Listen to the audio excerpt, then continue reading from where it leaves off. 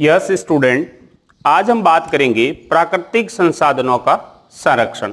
इससे पहले वाली क्लास में हमने प्राकृतिक संसाधन है क्या, इनके विभिन्न वर्गीकरण बेस और उसके आधार पर प्राकृतिक संसाधनों के टाइप, लेकिन आज हम इसके कंजर्वेशन की बात करेंगे। स्टूडेंट, प्राकृतिक संसाधनों का संरक्षण क्यों आवश्यक है ये मैं पहले की क्लास में बता चुका हूं आपको। आज हम इस प्राकृतिक संसाधन के संरक्षण में किए जाने वाले प्रयासों में सबसे पहला जो प्रयास है वह है सामाजिक वानिकी। कई बार बोर्ड ने पूछा है कि सामाजिक वानिकी क्या है, सामाजिक वानिकी के उद्देश्य क्या हैं। सामाजिक वानिकी, सोशल फॉरेस्ट्री क्या है।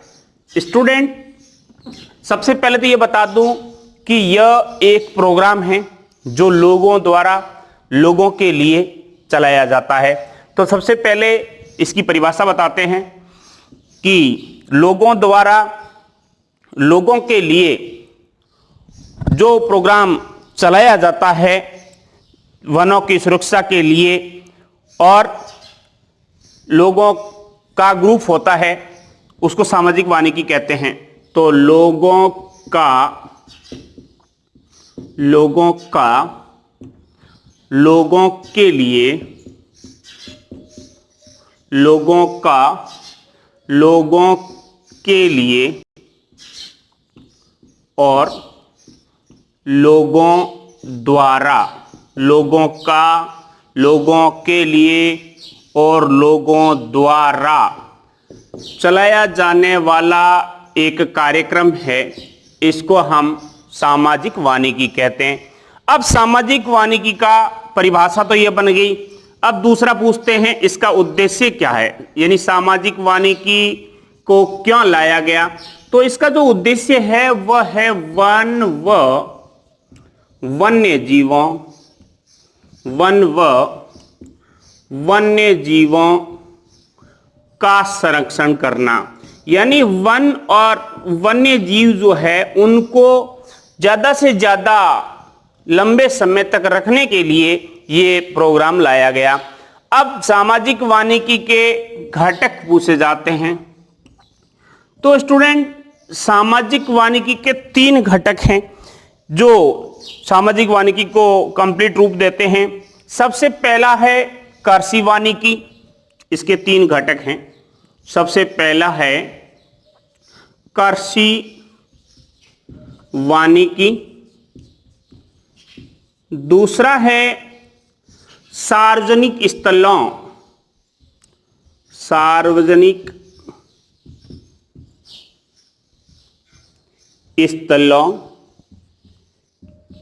स्टूडेंट, सार्वजनिक स्थलों के बारे में आप जानते हैं, हॉस्पिटल,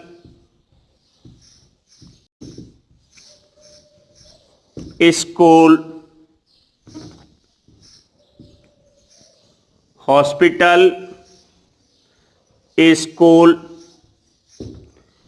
इसके अलावा रोड साइड,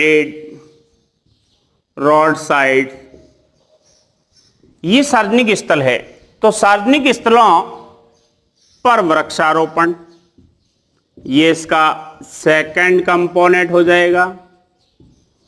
तीसरा, सार्वजनिक लैंड जो है, सार्वजनिक भूमि पर वृक्षारोपण, ये है 3 घटक। कई बार पूछा जाता है सामाजिक वानिकी किसे कहते हैं, तो आपने कहा लोगों के द्वारा और लोगों के लिए चलाया जाने वाला जो कार्यक्रम है वह सामाजिक वानिकी कहलाता है। इसका उद्देश्य है वन और वन्य जीवों का संरक्षण करना। फिर पूछा जाता है इसके घटक, 3 घटक है कृषि वानिकी, पब्लिक पैलेसेस पर प्लांटेशन करना और जो गवर्नमेंट की लैंड है उसके ऊपर वृक्षारोपण करना। अब इसका महत्व पूछा जाता है कि सामाजिक वानिकी का महत्व क्या है। स्टूडेंट, बहुत से महत्व है, आप कोई से 3-4 महत्व गिना सकते हैं। सबसे पहला महत्व है वनों का विस्तार होगा, वनों का विस्तार। नंबर 2, वन्य जीवों की संख्या में वृद्धि, वन्य जीवों की संख्या में वृद्धि। नंबर 3, वनोत्पाद में वृद्धि, वनोत्पाद में वृद्धि। वन क्षेत्र में जो लोग रहते हैं उनको वनोत्पाद में आप गोंद है, रबर है, रेजिन है, जलाऊ लकड़ी है, फर्नीचर की लकड़ी है, ये आप ले सकते हैं, ये वनोत्पाद में आएंगे। अब जो वन के उस एरिया में जो लोग रहते हैं उन्हें रोजगार भी प्राप्त होता है, इसमें औषधियां भी आप लिख सकते हैं, औषधियां भी उनको प्राप्त होती है। पर्यावरण संतुलन रहता है। तो ये रह जाएंगे सामाजिक वानिकी के महत्व। तो स्टूडेंट, मैं उम्मीद करता हूं कि सामाजिक वानिकी का प्रश्न यदि आपसे किया जाता है तो आप इसको नहीं छोड़ेंगे और आराम से इसको अटेंड कर लेंगे। अब प्राकृतिक संसाधनों में हमने वनों की बात की, अब हम वन्य जीवों की भी बात करते हैं। तो हमारा बी पॉइंट होगा वन्य जीवों का संरक्षण। स्टूडेंट, वन्य जीव क्या है? जो पालतू नहीं है और वनों में निवास करते हैं, जैसे शेर, भालू, हिरण, लोमड़ी, ये सारे के सारे वनों में निवास करते हैं, इनको वन्यजीव कहते हैं। अब इस संरक्षण की जरूरत क्यों पड़ी? क्योंकि पिछले कई वर्षों में हम देख रहे हैं कि जो वन्य जीवों की जो संख्या है वह घटती जा रही है। घटती संख्या के कारण यदि आपसे पूछते हैं कि वन्य जीवों का संरक्षण क्यों आवश्यक है, तो आप इनका आंसर देंगे कि इनकी संख्या जो है वो घटती जा रही है और घटती हुई संख्या के कारण जो जैव विविधता है वह कम होती जा रही है। और जैव विविधता का कम होना हमारे अस्तित्व के लिए एक खतरा है। इसको रोकने के लिए, जैव विविधता के लेवल को बनाए रखने के लिए हमें जो है वह वन्य जीवों को बचाना बहुत जरूरी है। अब इन वन्य जीवों को बचाने के लिए हमें क्या करना चाहिए स्टूडेंट? उससे पहले हम इसकी संख्या के घटने के कारण बता देते हैं। ये भी पूछते हैं कि संरक्षण क्यों, तो घटती संख्या कारण। अब कारण क्या है, संख्या घट क्यों रही है? तो सबसे पहला, प्राकृतिक संसाधनों में वन्य जीवों की संख्या के घटने के कारणों को जानते हैं। तो सबसे पहला जो है वो है प्राकृतिक आवासों, प्राकृतिक आवासों का नष्ट होना। स्टूडेंट, कई ऐसे काम हैं जिनसे जो वन्य जीव रहते थे उनके जो नेचुरल रेजिडेंस थे, जहां वो निवास करते थे, विचरण करते थे, वे नष्ट हो गए हैं। अब प्राकृतिक आवासों के नष्ट होने में आप आपदा को ले सकते हैं, खनन को ले सकते हैं, बड़े बड़े प्रोजेक्ट जो रेलवे के हैं, रोड, नेशनल हाईवेज के हैं, इंडस्ट्रीज के हैं, उनको ले सकते हैं। तो प्राकृतिक आवासों का नष्ट होना पहला कारण था। अब आपसे पूछते हैं कि प्राकृतिक आवासों के नष्ट होने के कारण क्या है, तो उस केस में आपका उत्तर होगा कि प्राकृतिक आपदा आती है। उस प्राकृतिक आपदा के कारण जो खनन होते हैं उसके कारण, और बड़े बड़े जो प्रोजेक्ट होते हैं उनके कारण ये नेचुरल आवास जो है वह नष्ट हो जाते हैं। दूसरा जो वन्य जीवों के घटने का जो कारण है वह है मनुष्य की स्वार्थपूर्ण प्रवृत्ति।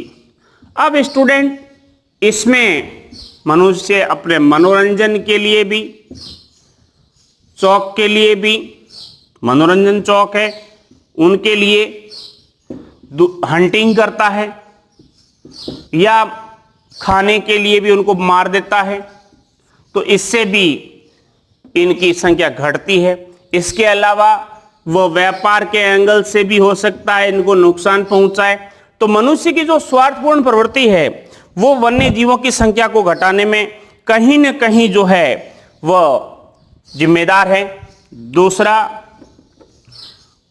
उद्योग धंधे व परिवहन। स्टूडेंट, इससे भी, चाहे आप एयर का परिवहन ले लें, चाहे आप रोड का ले लें, चाहे आप वाटर का ले लें, कोई सा ट्रेवलिंग है उन सभी में जीवों को नुकसान पहुंचता ही पहुंचता है। अब यदि जल में कोई जहाज जा रहा है, उसमें कोई लिक्विड है, केमिकल है, उसका ऑयल है, रिसा हो गया, तो जल में रहने वाले सारे जीव मर जाएंगे। सड़क पे जीव विचरण करते हैं और चलने वाले जो व्हीकल हैं वे इन्हें नुकसान पहुंचाते हैं, जो कि इनकी संख्या को घटाता है। एयर में जो एक्सीडेंट होते हैं उनसे भी बड़े बड़े जो जीव हैं उनको किसी न किसी फॉर्म में नुकसान पहुंचता है, या वे डैमेज होकर नीचे गिरते हैं तो उस क्षेत्र में रहने वाले जो वाइल्ड एनिमल हैं उनको नुकसान पहुंचाते हैं। तो उद्योग धंधे और परिवहन जो है वह इनको नुकसान पहुंचाते हैं। एक पर्यावरण प्रदूषण। स्टूडेंट, ह्यूमन एक्टिविटीज जो है उसके द्वारा हमारा जो पर्यावरण है वह दूषित होता जा रहा है, और पर्यावरण के दूषित होने के साथ साथ जहां मनुष्य इससे प्रभावित होता है वहीं ये वन्य जीव भी उससे अछूते नहीं रहते हैं, और उन्हें भी किसी न किसी रूप में डायरेक्ट या इनडायरेक्ट नुकसान होता है और उनकी संख्या जो है वो घटती है। तो वन्य जीव कहते किसे हैं? वनों में निवास करने वाले को। वन्य जीवों के उदाहरण पूछे तो शेर, भालू, हिरण, लोमड़ी, कितने भी नाम गिना सकते हो। पूछे वन्य जीवों की संख्या क्यों घटती जा रही है, तो आप नोट। वन्य जीवों का संरक्षण क्यों आवश्यक है, देन आपका आंसर रहेगा घटती संख्या के कारण। फिर पूछे वन्य जीवों के संरक्षण के कारण, माफ करना, इनकी घटती संख्या के कारणों को गिनाइए, तो आप कह सकते हैं प्राकृतिक आवासों का नष्ट होना। यदि इसी में भी सप्लीमेंट्री क्वेश्चन बन जाता है कि भाई प्राकृतिक आवास नष्ट क्यों होते जा रहे हैं, उस समय आप इन विकल्पों को बता सकते हैं। कारणों में प्राकृतिक आवासों का नष्ट होना, मनुष्य की प्रवृत्ति, उद्योग धंधे और परिवहन, और पर्यावरण प्रदूषण, ये हैं वन्य जीवों का संरक्षण। अब बात आती है कि वन्य जीवों को संरक्षण देने के लिए कौन कौन से प्रयास किए गए, कौन कौन से सरकारी स्तर पर या संस्थाओं के द्वारा प्रयास किए गए।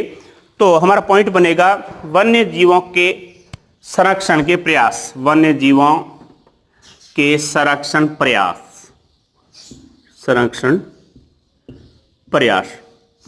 तो स्टूडेंट, सबसे पहले 1952 से 72 तक का जो काल था उसमें राष्ट्रीय वन नीति से वन्य जीवों का संरक्षण किया गया। 1952 से 1972 तक वन्य जीव नीति से संरक्षण, ये एक पहला प्रयास था कि 1952 से 1972 तक वन्य जीवों की घटती संख्या को रोकने के लिए जो एक पॉलिसी बनाई गई उसके द्वारा भी वन्य जीवों की जो संख्या है उसको स्थिर रखी गई। 1952 में वन्य जीव सुरक्षा अधिनियम बना। 1972 में वन्य जीव संरक्षण अधिनियम, वन्य जीव अधिनियम बना। और इसके अलावा एक बहुत बड़ी संस्था जो है उसका निर्माण 1948 में हुआ था, IUCN का। तो आप कहेंगे 1948 में IUCN का गठन। अब स्टूडेंट इसको लेकर के बहुत से प्रश्न बनते हैं। सबसे पहले पूछते हैं IUCN का पूरा नाम क्या है। ये बहुत बार पूछा जाता है, हम क्लास में स्टूडेंट को लगातार इस नाम को याद कराते हैं। तो इसका पूरा नाम होगा international union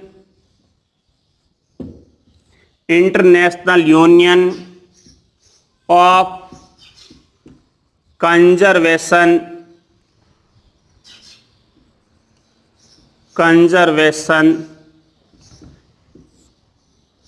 international union of conservation for nature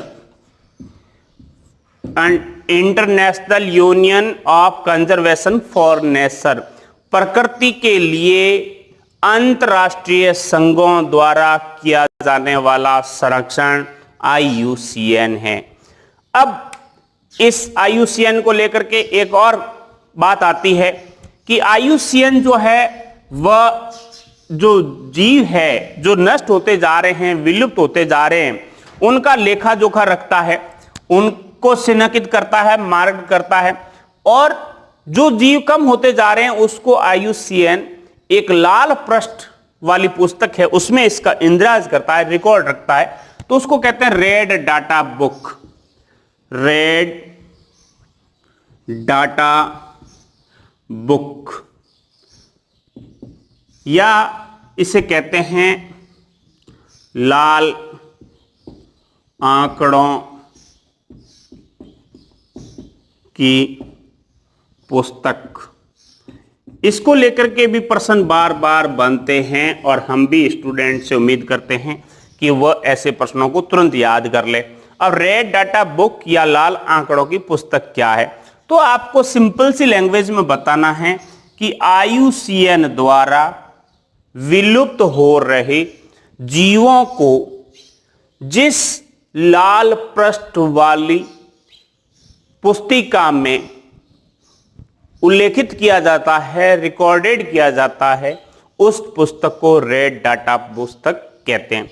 दूसरे शब्दों में इसको यह भी कह सकते हो कि लाल आंकड़ों की पुस्तक वह है जिसमें संकटग्रस्त व विलुप्त हो रहे प्राणियों का विवरण दर्शाया जाता है।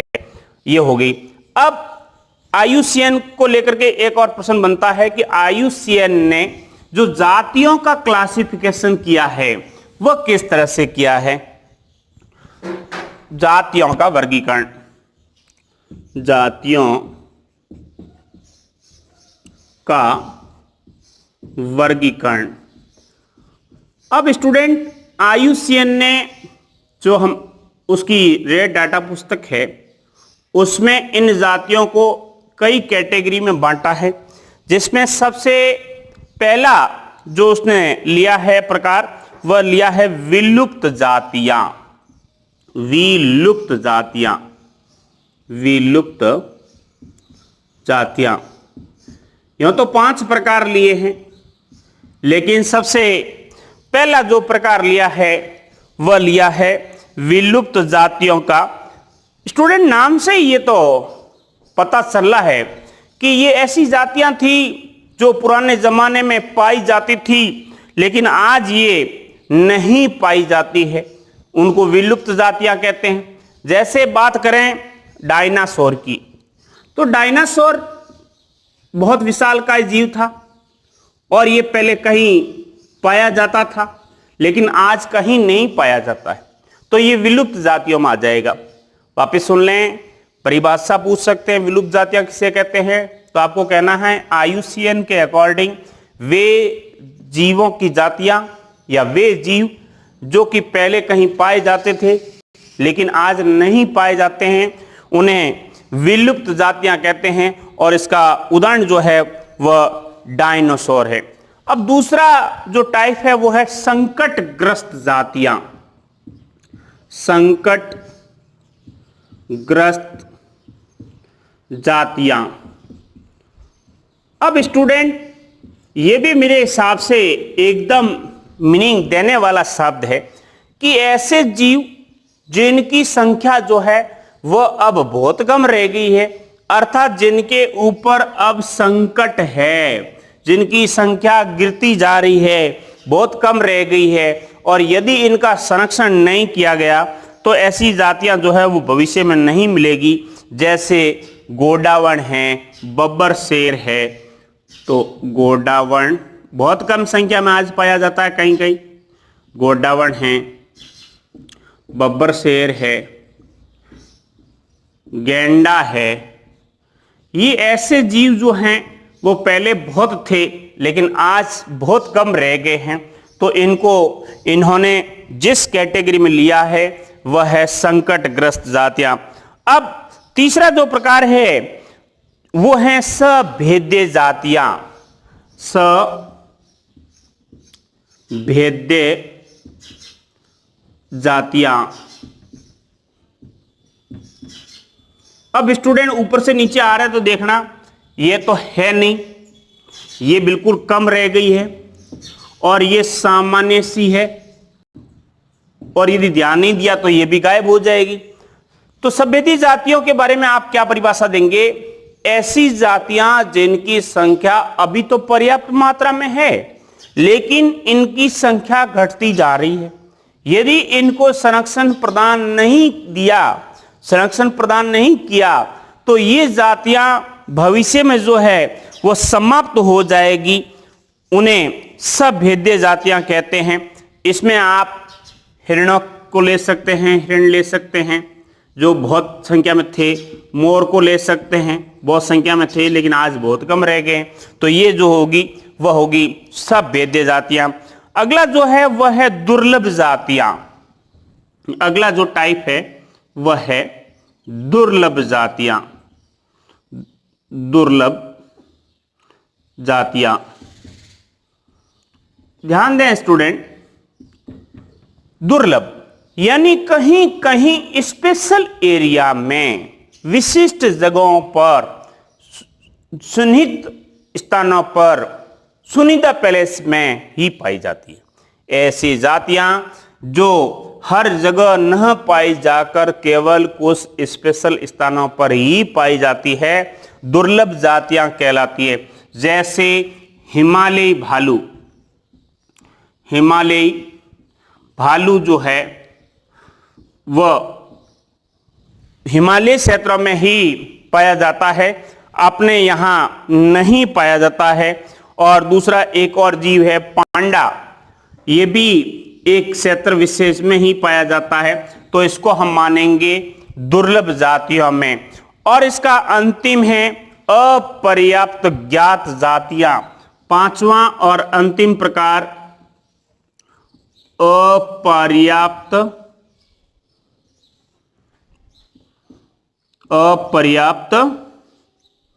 ज्ञात जातियां। स्टूडेंट, इसमें वे जातियां आती है जो विश्व में पाई तो जाती है लेकिन हमें इनके वितरण को लेकर के पर्याप्त जानकारी नहीं है, तो कहेंगे वितरण की जानकारी, वितरण की जानकारी नहीं है, तो ये हो जाएगी अपर्याप्त जातियां। वापस ध्यान दें, IUCN के अकॉर्डिंग जीवों की जातियों को कितने भागों में बांटा गया है? तो आप कहेंगे 5 भागों में बांटा गया है। सबसे पहली विलुप्त जातियां जो बिल्कुल गायब हो गई है, अब नहीं पाई जाती है, जैसे डायनासोर। संकटग्रस्त जातियां जो पहले थी लेकिन अब बहुत कम रह गई है, जैसे गोंडावण। सभ्य जातियां जिनकी संख्या अभी तो सामान्य है, नॉर्मल है, लेकिन घटती संख्या इस बात का इंडिकेटर है कि इन फ्यूचर ये जातियां नहीं मिलेगी, जैसे हिरण है, मोर है। दुर्लभ जातियां जो किसी विशिष्ट स्थानों पर ही रह गई है।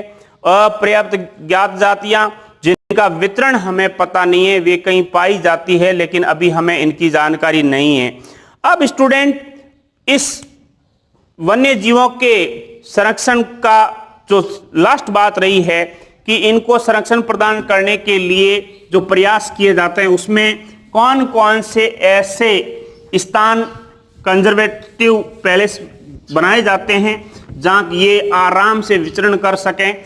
इसमें 2-3 बातें आपको और ध्यान रखनी होगी।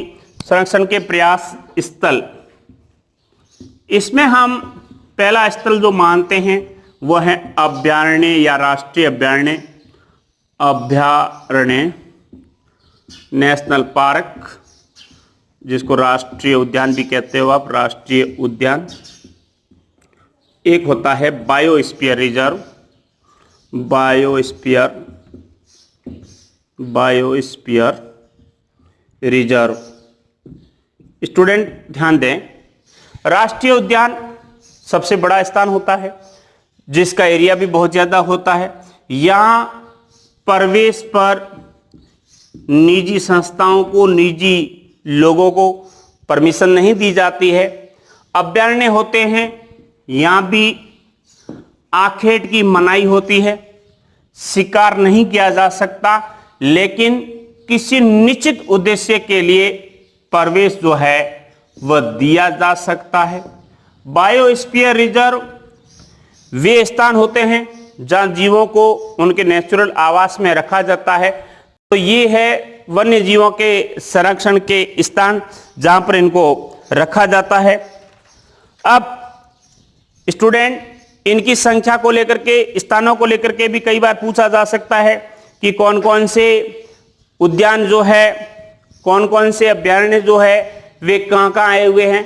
तो आपकी बुक्स में 3-4 अभयारण्यों के नाम हैं, उनको आप देख लेना। केवलादेव है, रणथंबोर है, ठीक है ना, वे पूछे जा सकते हैं, जो कि राजस्थान में है अपने राष्ट्रीय उद्यान। अभयारण्यों में आपको राजस्थान में भी इनकी संख्याएं पूछी जा सकती है, जैसे आप सरिस्का अलवर की बात कर सकते हैं, दर्रा कोटा की बात कर सकते हैं स्टूडेंट, केवलादेव की बात कर सकते हैं, सीता माता अभयारण्य की बात कर सकते हैं। तो ये थे वन्य जीव और वन जो कि प्राकृतिक संसाधन हैं, उनका संरक्षण किस तरह से किया जाता है, संरक्षण करना क्यों जरूरी है, इन्हें संरक्षण की आवश्यकता क्यों पड़ी, संरक्षण के लिए कौन कौन से प्रयास सरकारी लेवल पे किए गए, और अब भी इनको संरक्षित करने के लिए कौन कौन से स्थान जो है वो मार्क किए गए। धन्यवाद। इसमें किसी प्रकार की कोई समस्या है तो स्टूडेंट आप सजेस्ट कर सकते हैं, आपकी समस्याओं का समाधान किया जाएगा। थैंक्स।